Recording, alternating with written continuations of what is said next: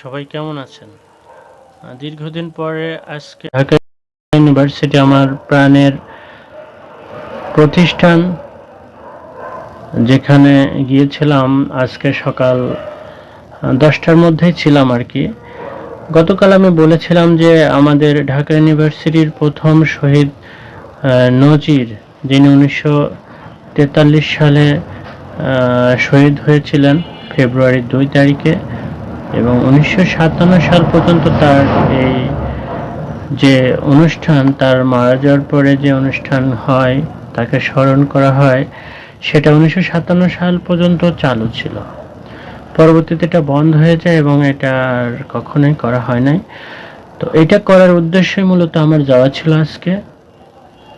তো আমি প্রথমে আমাদের ইউনিভার্সিটি থেকে প্রথমে আরসি মজুমদার যে অডিটোরিয়াম, ওখানে গেলাম 10টা মেবি, তখন 10টা 25 বাজে।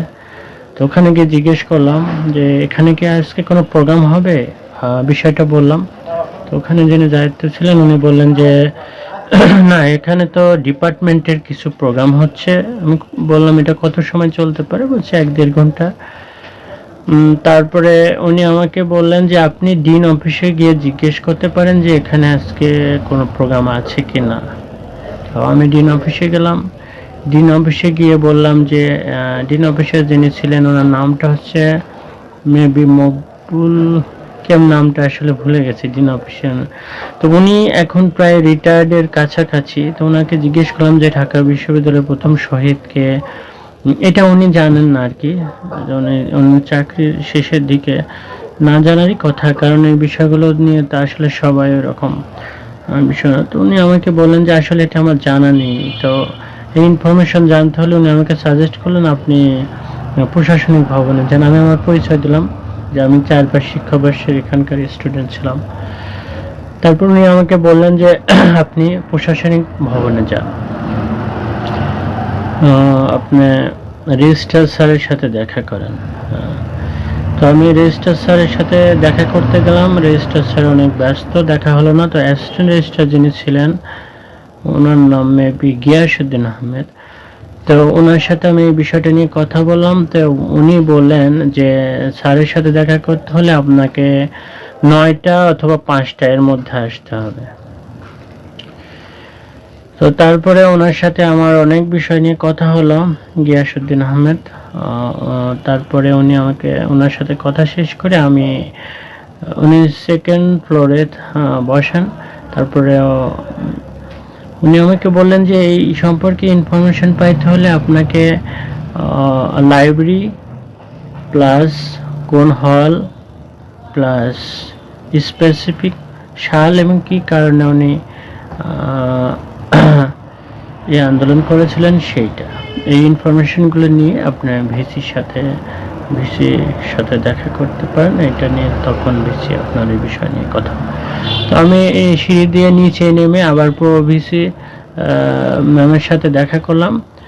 তো ম্যাম আমাকে বলল যে আপনি এগুলো নিয়ে, উনি ওই একই কথা বললেন যে এই বিষয়টা তো আসলে আমাদের এরকম নলেজে নাই, আর আপনি এইটা নিয়ে ভিসি স্যারের সাথে একটা লিখিত চিঠি নিয়ে আপনি ভিসি স্যারের সাথে দেখা করতে পারেন। তো এখন আমি তারপরে প্রশাসনিক ভবন থেকে বের হয়ে আমি আসলাম আমাদের ঢাকা ইউনিভার্সিটির যে সংবাদ সংগ্রহশালা যেটা, সেখানে আসলাম। সেখানে প্রায় আধা ঘন্টার সময় ব্যয় করলাম।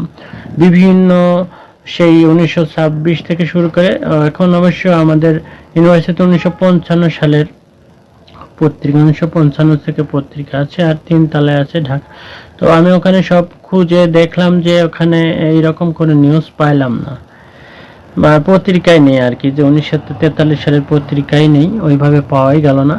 তারপরে আমি গেলাম 3 তলায়। ওখান থেকে বললো যে ইনফরমেশনটা কোথায় পেতে পারি। তো ওখান থেকে জানানো হলো যে আপনি ঢাকা প্রকাশ যোগাযোগ করতে পারেন, ওখানে যে কম্পিউটারে আর্কাইভ আছে। তারপরে ওখানে গেলাম, অফিসে 3 তলায় উঠে আর্কাইভে ওখান থেকে ইনফরমেশন নেওয়ার চেষ্টা করলাম।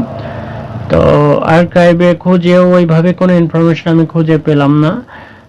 সেখানে প্রায় আধা ঘন্টার সময় ব্যয় করলাম, ওনারা আমাকে হেল্প করলেন। তারপরে আমি ওখানে ওখান থেকে বের হয়ে এসে হাকিম চত্বরে আসলাম। হাকিম চত্বরে কবিতা উৎসব হচ্ছে, যেহেতু ফেব্রুয়ারি মাস, হাকিম চত্বরে তো কবিতা উৎসব হয়। তো ওখানে থেকে খাবার খাইলাম, দুপুরের খাবার খিচুড়ি খাইলাম, ডিম খিচুড়ি খাইলাম। ডিম খিচুড়ি খেয়ে মসজিদে আসলাম। নামাজের টাইম হয়ে গেল, জোহরের নামাজ পড়ে আমি কিছু সময় দাঁড়িয়েছিলাম। তো তা এখানে নাকি প্রোগ্রাম হয়েছে, একটা নিউজ হয়েছে, আমি সেই নিউজটা এখন বলবো। আসলে আমি যে জন্য গিয়েছিলাম সেইগুলো হয়তো পরবর্তীতে ঘটেছে, আমার সাথে কারো দেখা হয়নি।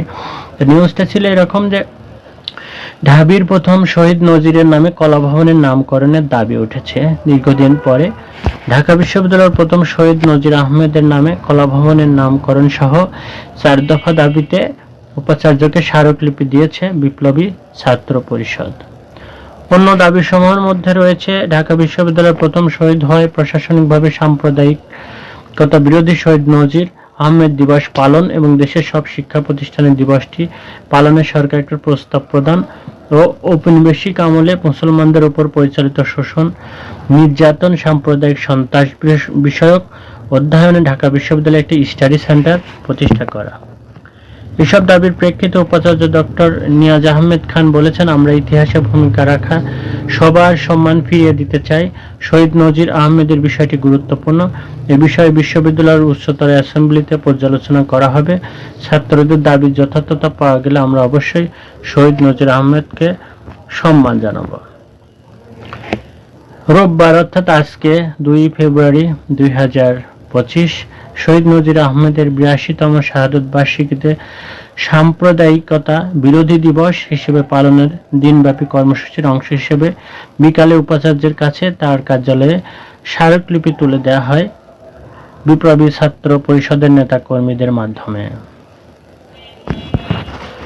তো এর আগে সকাল 9টায় শহীদ নজিরের সমাধিস্থল আজিমপুর কবরস্থান জিয়ারত করে সাম্প্রদায়িকতা বিরোধী শহীদ নজির আহমেদ দিবসের কর্মসূচি শুরু করা হয়। এ সময় বিপ্লবী ছাত্র পরিষদের নেতাকর্মীদের সঙ্গে নতুন রাজনৈতিক দল জাতীয় বিপ্লবী পরিষদের সাংগঠনিক মোহাম্মদ শফিউর রহমান, যুগ্ম আহ্বায়ক রাবেয়া আক্তার এবং সহকারী সদস্য সচিব ডক্টর মাসুমুল্লাহ, সদস্য মোহাম্মদ মাহমুদুর রশিদ প্রমুখ যোগ দেন। পরে বাদ জোহর ঢাকা বিশ্ববিদ্যালয়ের কেন্দ্রীয় মসজিদে শহীদ নজির আহমেদ স্মরণের দোয়া মাহফিলের আয়োজন করা হয়। দোয়া মাহফিল পরিচালনা করেন ঢাকা বিশ্ববিদ্যালয়ের কেন্দ্রীয় মসজিদের সিনিয়র ইমাম ও খতিব ডক্টর সৈয়দ মোহাম্মদ ইমদাদ উদ্দিন। এ সময় অতিথি হিসেবে জাতীয় বিপ্লবী পরিষদের সহকারী সদস্য সচিব আব্দুস সালাম ও সৌরভ শাকিল উপস্থিত ছিলেন। উল্লেখ্য যে শহীদ নজির ঔপনিবেশিক জামানায় তৎকালীন নোয়াখালী জেলার বর্তমান ফেনী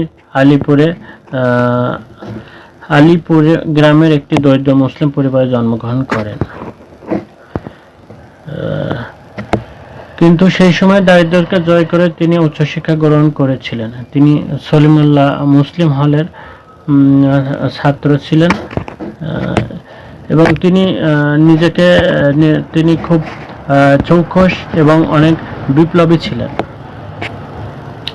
তো ওনার বিষয়ে যেটা বলা যায় যে 1943 সালে 2 ফেব্রুয়ারি ঢাকা বিশ্ববিদ্যালয় কলা ভবনে, বর্তমান ঢাকা মেডিকেল কলেজের পুরাতন ভবন আর কি, ক্লাস চলাকালীন মুসলমান ছাত্রদের উপর কংগ্রেসপন্থী সাম্প্রদায়িক হিন্দু ছাত্ররা হামলা চালায়।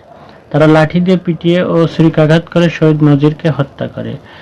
ঢাকা বিশ্ববিদ্যালয় তথা বাংলাদেশের ইতিহাসে শহীদ নজির আহমেদ হত্যাকাণ্ড ছিল শিক্ষাঙ্গনের প্রথম সন্ত্রাসের ঘটনা। তো এই দিনটাকে এবং শহীদ নজিরকে আমরা স্মরণ করতে চাই। উনি আমাদের ইউনিভার্সিটির সিনিয়র ভাই এবং প্রথম শহীদ, তার স্মরণ আমরা রাখতে চাই এবং তার নামে অনেক কিছুই করা যেতে পারে, যেটা পরবর্তীতে হয়তো আসবে, কি করা যেতে পারে। তো আমি আহ্বান জানাবো যে শহীদ নজিরের যেই ঘটনা ঘটেছিল সেই বিষয়ে আমরা সজাগ থাকবো এবং বর্তমান যে বাস্তবতার অবস্থা আমাদের দেশে চলতেছে, এইটা কিন্তু এই ঘটনা চলতেই আছে, এখন পর্যন্ত চলতে আছে, এটা কিন্তু থামানো যাচ্ছে না। রিসেন্টলি একটা ঘটনা ঘটছে যে পিটিয়ে মারা হয়েছে। তো আমরা চাই এই ঘটনাগুলো যেন আর না ঘটে এবং শহীদ নজিরের জন্য আমরা কলা ভবনের নাম প্রস্তাব করা হয়েছে। এটা হলে আমার মনে হয় তার তার যে সন্ত্রাসবিরোধী কার্যক্রম করার জন্য তাকে যে পিটিয়ে হত্যা করেছে তার হয়তো তার কিছুটা হলেও শান্তি পাবে, আমি এটাই আশা করি। সবাই ভালো থাকবেন, সুস্থ থাকবেন, সুন্দর থাকবেন, সবার মঙ্গল কামনায়। আসসালামু আলাইকুম ওয়া রাহমাতুল্লাহি ওয়া বারাকাতুহু।